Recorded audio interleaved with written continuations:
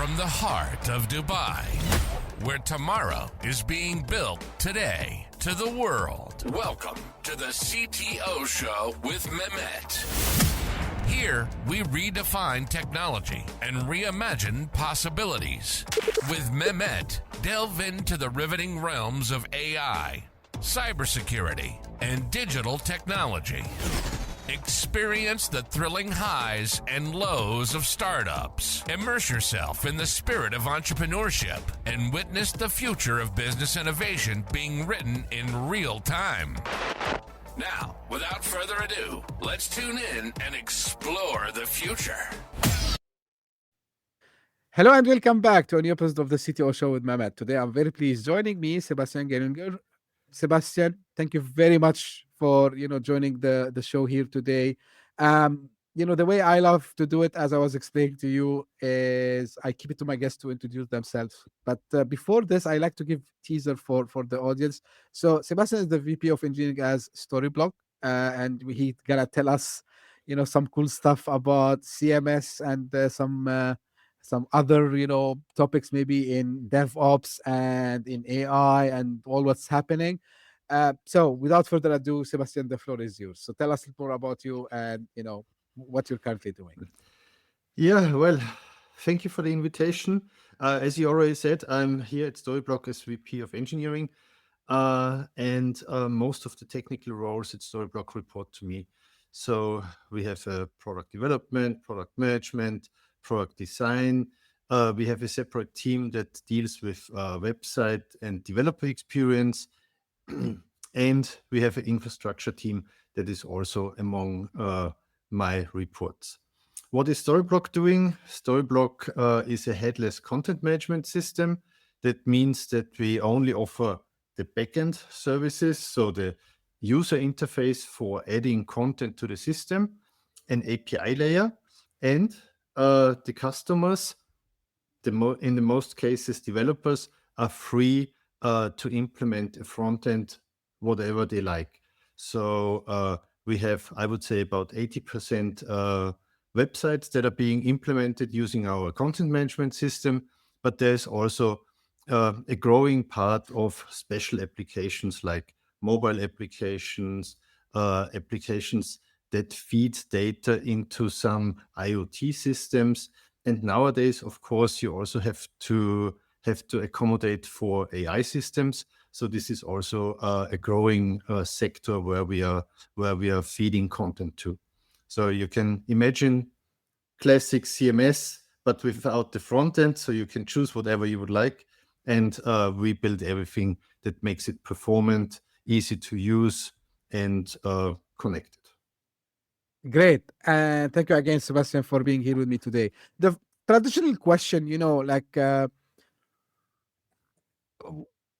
when you talk about, kind of this shift, from traditional ways to modernize a new concept, what's like the biggest mindset shift, as engineering teams need also to make for moving from legacy to composable architectures? So legacy systems are normally all the different things come from the same vendor. You buy it once, you choose a certain technology, and then everything works in the same ways over a longer period of time. When you look more into the composable architecture, into the headless architecture, it becomes, I would say, a little bit more complicated from an architectural perspective, because we are following a best of breed approach. And when you, for example, buy then a headless CMS system, that also means that you need to find the perfect hosting solution for you. You need to find the perfect front-end solution for you. You need to find the perfect shop solution for you. So it's not everything out of one piece anymore. It's different systems, and you have to run different vendor processes, and therefore it becomes a little bit more complicated when you assemble everything. On the other hand, you have the great benefit of getting the best systems that you can find. You are able to choose whatever you would like. And in my opinion, the biggest benefit of this composable architecture is you are not locked in on the day when you sign the first contract. So if there is a new front-end technology that comes out in, for example, 2 years, you are free to choose this new technology, and you are not locked in with the technology that you chose today. And that's, in my opinion, a really big benefit. And it also makes vendor selection a lot easier. So you can say today, hey, I'm choosing this headless system because I know that I can adapt to whatever is going to happen in the next years. Great. I like the way you explained in a very simple way, yet it's important. Now, Sebastian, Storyblok, and this we hear this term. So I was researching, it's so-called developer first platform. So Yeah. when we hear the word, developer first, what exactly we mean? Because I know the answer, of course, but I like to highlight this from an expert like yourself, because sometimes we hear founders or engineers saying, "Hey, like I have this developer first in mind." And some people get confused, like, are we targeting the developers? Are we targeting, the who gonna use the product? So let us like explain it once and for all. I think if I give, I don't say, I would say a raving review of developer first now, my marketing would be very unhappy with me. But when you use a system like Storyblok, I always say you won't be successful without the developer. So you can sign up for a headless content management system. You can maybe click together your first prototype, but as soon as you would like to change something, as soon as you would like to have a custom front end, as soon as you would like to make adaptations to the system, you need a developer for it. And therefore, we need to think in a developer first kind of way, where we try to create a very good developer experience to make it very easy for developers to work with this system.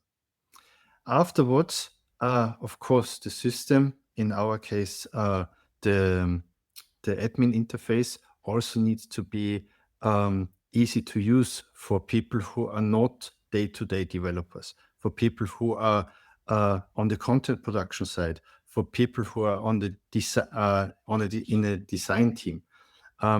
We try to build a system that makes developers and marketers happy, and try to combine both worlds into one system.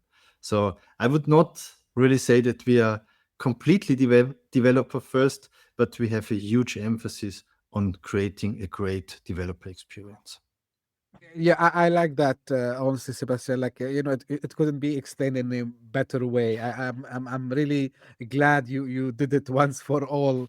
And no, I don't think even marketing will be upset with what you said. Absolutely. Yeah, it's always about the messaging, Yeah, exactly. Well, I know where you're coming from, of course. So, Sebastian, in your experience, um we hear also something about an engineering leader who can create unfair advantages, right? So what is the secret sauce for really having a team with unfair advantages, especially when innovating in the developer workflows? Oh my God, that's complicated. Oh, So, I didn't plan to do that. uh, so what gives us unfair advantages?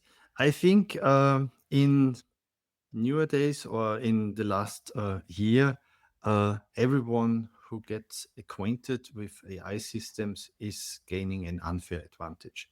So I would say I would describe myself as someone who is quite critical when it comes to AI systems, to vibe coding, to having code automatically generated and so on. But I absolutely see the benefits of using these systems to become faster, having more output, being less heavy on the writing code side and a little bit more on the let's build a proper architecture, yet let's do proper reviews and so on side. So I think that's one thing where you can generate a really unfair advantage. When it comes to company and company setup, giving your developers some time to play around with new developments, I think is also a pretty good way of generating this advantage. Trying out the new things is not always on the agenda for many companies. And if you give time to do that, you will see really, really nice outcomes. And we are doing that at Storyblok on a regular basis. And the results are really, really interesting. Sebastian, you mentioned vibe coding. It was very interesting because my next question to you was about AI, right? So, so when do you think is the right time to adopt like these new technologies and decide like, okay, I can put it in my engineering workflow, and what are like some of the things which we should avoid also as well? From my experience, what we are seeing right now is vibe coding is really cool when building the first prototype. So you have an idea, you would like to make it a little bit more tangible, you would like to show it to the developers who need to productize it. You need to, I don't know, get buy-in from different teams. Maybe even have already something to show to your product marketing team that they can later that they have an easier time understanding the product or the feature that you're building. I think their vibe coding is you can use that today, and there are plenty of systems that will support you, and that works pretty well. We have also had really good. Sorry, you want No, go to ahead. say something? No, go ahead. We have also seen pretty good results in product development, but you need to be much more careful to not generate code that you don't want to have in the product. So then generation becomes pretty fast, but you need to review, cut down, change what has been generated and so on to make sure that only things that you really want to have in your product get into your product, and to make sure that it also stays maintainable, because otherwise I would not that confident with having a stable product for a very long time. And one thing that we are trying out at the moment that is also quite interesting, feeding your code into a LLM, and then do bug hunting with it. So you can feed a bug description into the system, and it will tell you at what points you need to look to find where something goes wrong. And that's also quite nice and quite interesting, I would say. Yeah, and indeed, it's interesting, and of course, you can imagine I have a lot of VP engineering CTOs on the show. So, everyone, talks, but the first time about the bug hunting, this is a new term. I think it should be copyrighted. So there is something also because, I don't come from that background. Like I was techie guy at some point in my career, but I always like to discuss the DevOps, right? And some people, they think that I am really into this, and they start to tell me few words and jargons. And one of the things that always came is, they say, "Oh, we have like this complexity creep," and I say, "Okay, I what is?" understand that. Yeah. Yeah. And I said, okay, of course, I had to sit with them, understand it one by one, because I have the infrastructure background, so I can relate to few things.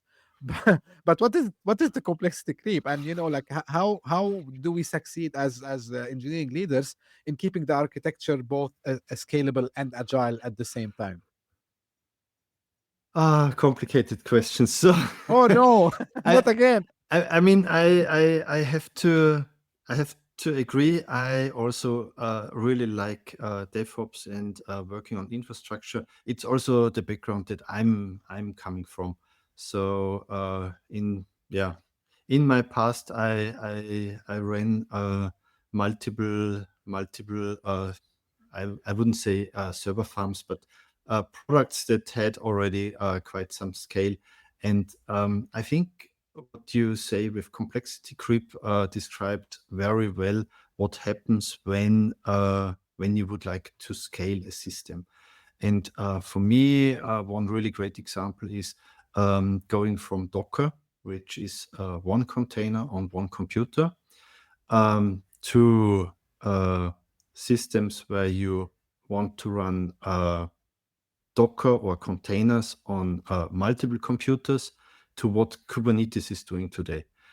Kubernetes is a really great system, but it has become very, very complex to run and also very complex to understand when something is Hmm. falling over.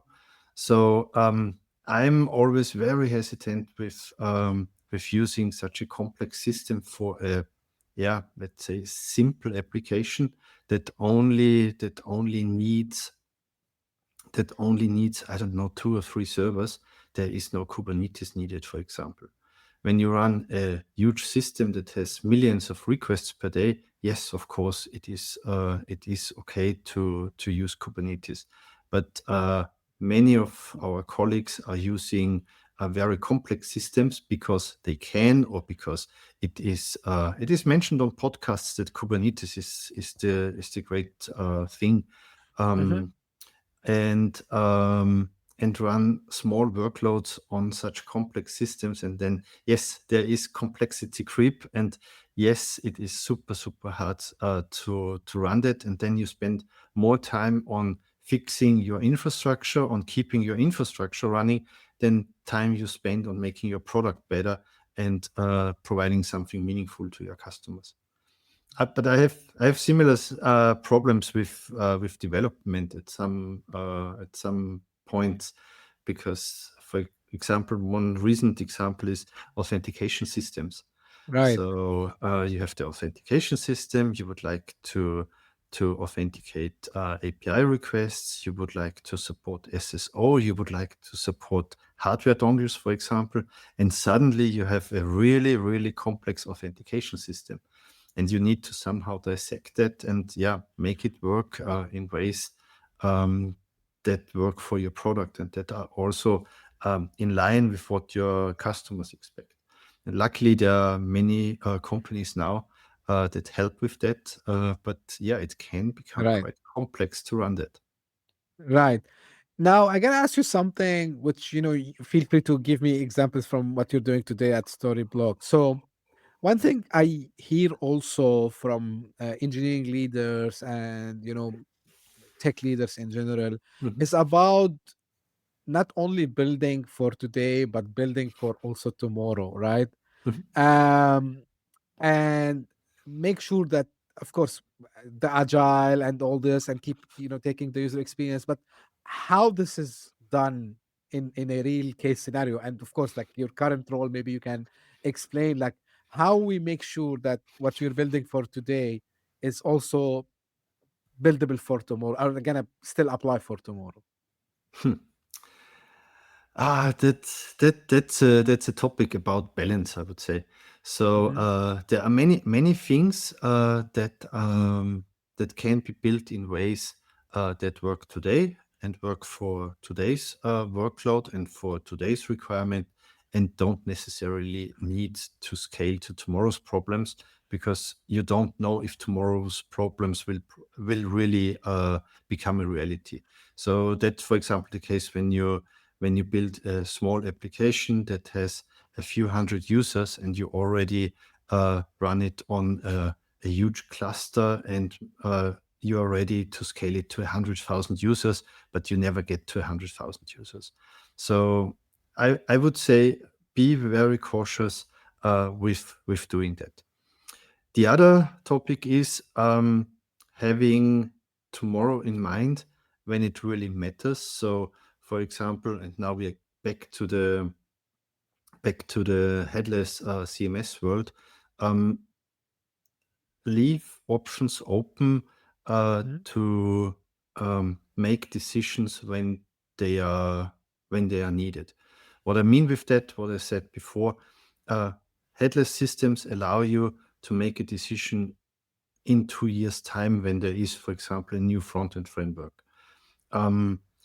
Don't over-optimize your APIs already on day one, but maybe have in mind to run it on systems like AWS, where you can add a caching layer in front of it, where you have support in form of API gateways to route traffic to a different system that maybe is able to process more of the requests, stuff like that. So I would say when thinking about tomorrow, then I would go with leave decisions open, leave your path open, so that you can decide tomorrow, next week, or maybe in a year how you would like to solve the problem. Great. Now, one of the things that I always ask my guests on the podcast, Sebastian, is to give us like some real world examples of how they affected their customers. So, any stories you can share, from from customer success you had with the Storyblok? We had yesterday a webinar with Damen Shipyards, and Damen Shipyards is a ship construction company that is now over 90 years old, and they were running for a long time on a monolithic system, and decided at some point to bring in a partner agency, and with this partner agency they moved to a headless system. So what they did is they completely replaced their monolithic CMS with Storyblok, a headless search system. I think the front end was at the end hosted on Azure Cloud. It was implemented using Angular, and they were using all the new technology that is out there. And one of the coolest findings of all of that was they not only spent a lot less on licenses, but they also saved 75% on hosting costs. Wow. And the person from the agency mentioned they did not increase the budget because they were not so lucky to get a bigger budget, but they were able to work more on customer experience, on the website, on features, because they had the money available from less cost from hosting and less cost from licenses. And I think this is something that was, in my opinion, a very nice impact that Storyblok, a headless system, had, because at the end of the day, Damen Shipyards probably has now more customers or a better customer experience because they don't spend so much money on legacy systems. And I think that's a good impact. Love to hear these stories. I work as a they still call them this way, sales engineers or pre-sales consultants. And this is the dream, right? So you go and of course the sales guy, I work as sales rep also as well, but I mean still, like the dream is to go and be able to present like these numbers, like saving money, saving time. One of the, I believe, underrated, especially, I mean, if they have to deal with other businesses or consumers, is the user experience. Like, for example, like instead of doing a sign up form in 8 steps, now we can do it in 2 steps, right? Yeah. So it's saving time, I know, but again, it's the user experience. We say, wow, like these guys, they really know what they're doing. So I love hearing these stories. If you get the sign up flow from 8 steps down to two steps, I promise you that you will have I don't know, a lot more customers who really finish to the end. So that's also very positive business impact then. Absolutely, absolutely. Now, do you see AI and automation also shaping the way developers build and manage like the content workflows, Sebastian? Oh, absolutely, absolutely. That's I don't know when this podcast is going to air, but we have a lot in this First week of area. October. Yeah, perfect. Then we have a lot of topics lined up on October 14, when our conference is going to happen in Amsterdam, and Nice. we are going to launch topic products around that area, around AI, around automation, and so on. So yes, I'm convinced that automation and AI will shape the content production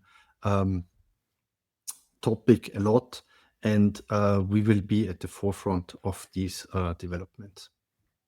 Cool. Again, I asked VP of engineering, these questions. So there are two teams which, well, I was on the other side of the Yeah. table.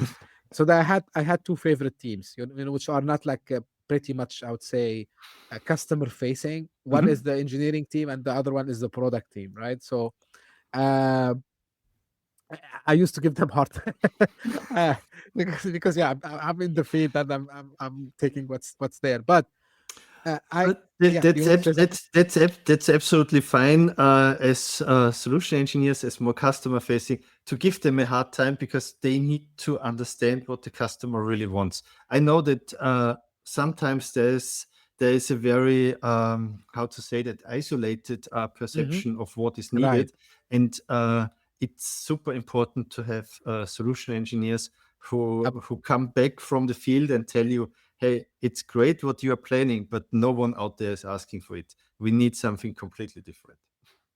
Yeah, and there was a saying among us, like we used to say, like once you are an SE, you are always an SE, even if Yeah. you change. So for you can see even till now, I'm I'm passionate about that. Yeah, but the reason I came to this is because this puts also developers under pressure, right? And always, especially now, competition is fierce, so we need to deliver faster with fewer resources. How do you keep the motivation in the team and manage this pressure in a way that it doesn't become like something toxic on your team? Yeah, I think that's a really good question, and it's not always easy to keep everything positive, especially when you have promised a delivery date and you're already behind. And yeah, it's not always easy. We at Storyblok have adopted the Shape Up methodology for running our development cycles. That was introduced by 37 Signals, and in fact, it's about working 6 weeks on implementation and then a 2 week cool down period. And in this 6 weeks, at the beginning, there is a specification that is being shaped beforehand, and then the team is evaluating and trying out to implement as much as possible from the specification. So if it can be that the whole feature is implemented in this cycle. It can also be that multiple features are implemented in the cycle, or that it's only a sub part of a feature that can be implemented in the cycle. And with that, we have a little bit, I would say, less stress than with the traditional Scrum methodology. We have a little bit less meetings. Um, the teams need to be more self-organizing, in my opinion, because managing a 6 week period is not as easy as managing 2 or 3 weeks.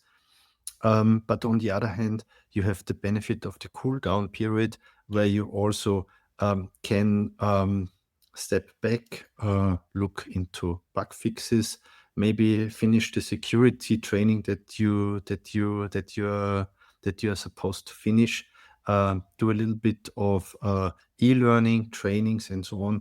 And with that, we try to keep the teams stable and not completely overwhelm them with all the things that are coming in terms of bugs, feature requests, customer is asking for something, and at the same time, we need to introduce AI to everyone. That's great, Sebastian. And one also question that I always ask our VP of engineering is how engineers can develop their skills to become leaders in that space. Oh, complicated.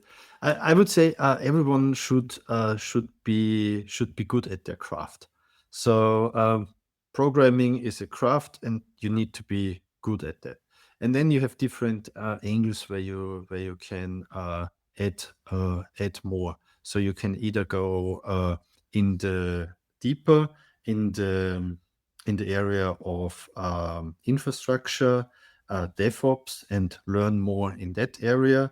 You can go more into management, so getting better at running projects, handling projects, partitioning projects into smaller pieces, and then help the team executing faster. I think these are the obvious things that people can do to become better. I also highly recommend looking from time to time into new stuff.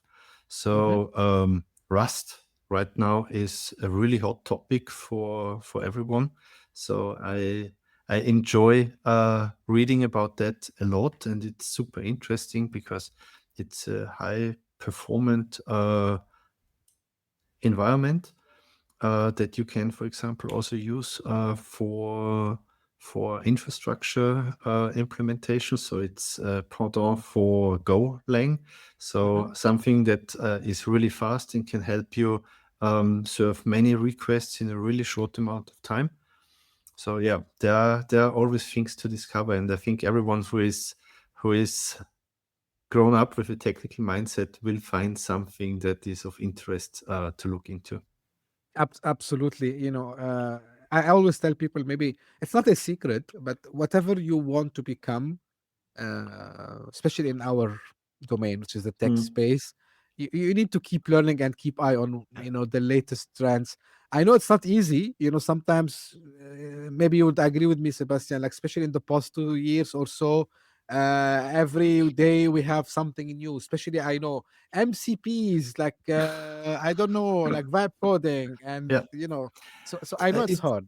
It's quite interesting because we had this joke, I would say 5 years ago, that there is a new JavaScript framework every other Oh day, and I you need to remember. learn the latest framework and so on. And it was really fast paced when you built websites or when you were working on web applications. So you always had to be up to date with the latest and greatest. And I think that has changed a little bit because the number of I'm not new seeing that. JavaScript frameworks has declined, in my opinion. So it's stable now with Next.js, Nuxt.js, and also the hosting providers are quite settled, I would say.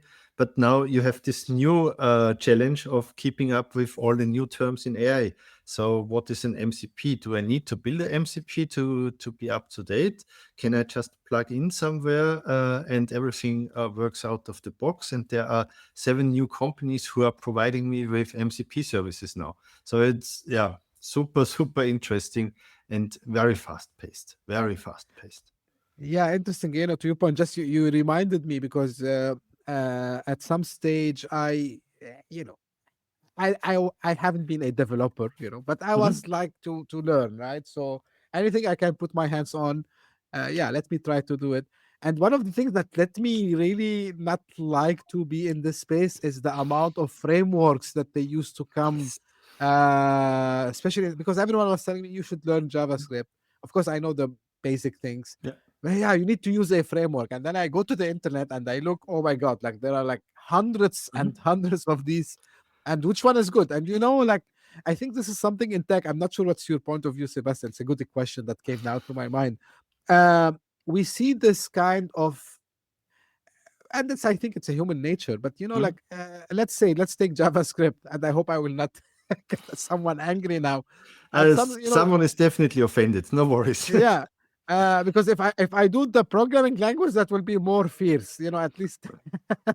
But yeah, like you should use Angular, and someone would tell me, Uh, no, you should go and use the Vue. And I try to understand, guys, like for me, as of course I understand coding because I learned it at school, and I do some scripting, for my service and this in Python and all this, so I can relate. But why it matters? And everyone's telling me, yeah, because they did this, and I said, you're not convincing me. You're just talking too much jargons, and of course, people use. But really, Sebastian, how to be agnostic? Really, especially when you are a leader, I believe this becomes a mandate kind of you to to keep changing. And we talked about like building for tomorrow, so uh, how to disattach the what you call it, the actual what I like from what is good for the business or good for the use case that I'm using. that's an excellent question and really Thank you. hard to answer. Um, I think it's again about balance. So I mean, from my point of view, it's also very complicated because when the team comes to me and says, "Hey, we need to use this new framework," I need to make sure that this framework is going to stay for a longer period of time. So the normal reaction is choose something that is well established and already used by a big group, so that it will stay relevant for a long amount of time, so that we are not fighting with outdated libraries, for example, in a year, or that we have to rewrite the whole product because our bet was on the wrong framework. And that's a real topic. So at Storyblok, for example, we have chosen in the backend Ruby, Hmm. which is I'm quite okay with that choice. That works quite well for us. And in the front end, we use Vue.js because it's not as strict and allows us um, to build how to say that, a modular front end. Now, 100 people will tell me, "Hey, you can do that also with this and this and this." It is our choice, and it was our choice, and I'm quite okay with it because both technologies are still relevant, and I'm not fighting with outdated libraries. We could have probably also built it with different tooling, and it would also be successful. At the end of the day, you need to build features that your customers want to buy, and most of them don't care what underlying technology you have. The technology should just not get into your way. So if you need to bend your technology in weird ways to make something happen, you know that something is probably wrong, and you need to change technology somewhere. Absolutely, I like this approach, Sebastian. um Yeah, because again, I relate Mm. to people I met. I relate to myself also as well. By the way, it's not only for choosing the libraries or the language, or even the frameworks. It applies, like even because I was more into the infra space. Also people get sometimes like biased by special brands or the you know how it goes. It's absolutely fine when you understand, for example, that using a certain brand for hosting has certain caveats, has Right, certain logins that you need to overcome when you would like to change, then everything is fine. When it's a big problem when you build on top of services of a certain brand, and then you realize you can't move to a different service anymore because that just doesn't exist there. And then it right. becomes a little bit problematic, I would say. And I think this relates to what you mentioned a couple of minutes ago about keep up to date with what's going on, because you Yes. need, when you design your systems, like, yeah, see where people are going, how trends might shift or change directions, right? So it's absolutely something very, very important. In my humble opinion, I'm not anywhere expert like you, Sebastian, but I mean from logical perspective. And I'm repeating the outdated libraries because that's a real topic. So when you get into a certain size and you need to, for example, have a security certification. For example, we have ISO 27001 certification. You need to prove that your libraries are up to date, that you have a process in place that will check on a regular basis that your libraries are updated, and when you find an outdated library, what you do about it. And these are then the things that become really time consuming when you need to change or rebuild your system because you can't comply with your security framework anymore. And there it becomes really, really costly when you choose something exotic that seems great today, but is not maintained in 3 weeks' time. And I'm Absolutely. exaggerating. Absolutely. Well, Sebastian, the time flew, and I could continue this for hours and hours with you. Really, I'm enjoying the conversation. So, as we're coming to an end, any final, maybe advice, words you want to share with the audience, and of course, where people can get in touch and know more about you and about Storyblok. So yeah, Storyblok you can find on storyblok.com. You can send me an email at sg@storyblok.com or connect on LinkedIn and other services. Final word, I would say stay curious and try out what is out there. But when you are responsible for building a bigger system that should be running for a longer period of time, maybe be a little bit more on the conservative side and don't pick the new and shiny, but build it in a way that is sustainable, that can also be used in the future, and always leave yourself the path open to change and to adapt, so that you are not building yourself into a corner. Great advice. And again, Sebastian, thank you very, very much. I know as a leader for an engineering team, how busy it can get. So thank you for giving me the time today. I appreciate, also all the information you shared with us, especially, the tips and hints you gave. These are like priceless, I call them. So thank you for that. And, I tell the audience you can find every single link or like reference that Sebastian mentioned in the show notes. So you don't need to go and look for that. They will be available in the show notes if you're listening on your favorite podcasting app. If you're watching this on YouTube, you'll find them in the description. And this is how I end my episodes. Usually, this is for the audience. If you just discovered this podcast by luck, thank you for passing by. Give me a favor, subscribe, and share it with your friends and colleagues. And if you are one of the people who keeps coming again and again, thank you for all the support, for the feedback. Thank you for making the podcast trending, week after week after week in different countries in the top 200 Apple Podcast chart. I really appreciate this. Thank you for the support also on the launch of the book on Amazon, From Nowhere to Next, which is now available. I couldn't thank you enough. And as I say, always stay tuned for a new episode very soon. Thank you. Bye-bye. Hit that subscribe button, share the show with your tech-savvy friends and fellow entrepreneurs, and leave us a review on your favorite podcast app. Your support means the world to us.